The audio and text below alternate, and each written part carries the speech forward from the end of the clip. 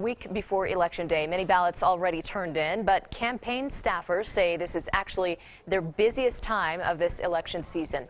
KRDO News Channel 13 Scott Harrison is live at Centennial Hall in downtown Colorado Springs, where there will be much more activity in the coming days. And Scott, what are the major campaigns doing as we count down to Election Day? Well, Heather, they're working hard to get any votes that are still out there, whether it's independent votes or even trying to convince voters in other parties to change their minds.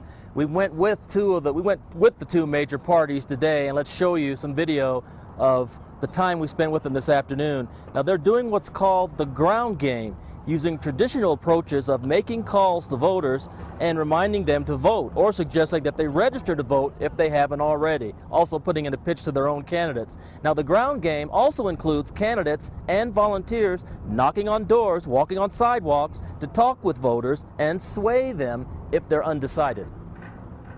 Colorado has always been and is presently a battleground state. So this is the most critical time of the campaign for us. And so right now we're doing your traditional get out to vote program.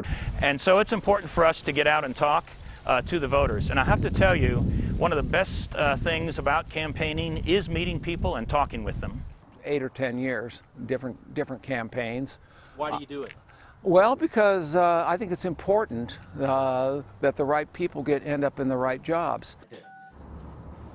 Just try to go to the other ones as quickly as you can. Now, the major campaigns admit that they're using social media more and more these days to get support for their candidates, but they say most of their work is still that tried and true ground game that we just showed you. Now, both major campaigns say they'll work long days, longer than they have been, leading up to next Tuesday's election, and they want voters to know they're taking it seriously.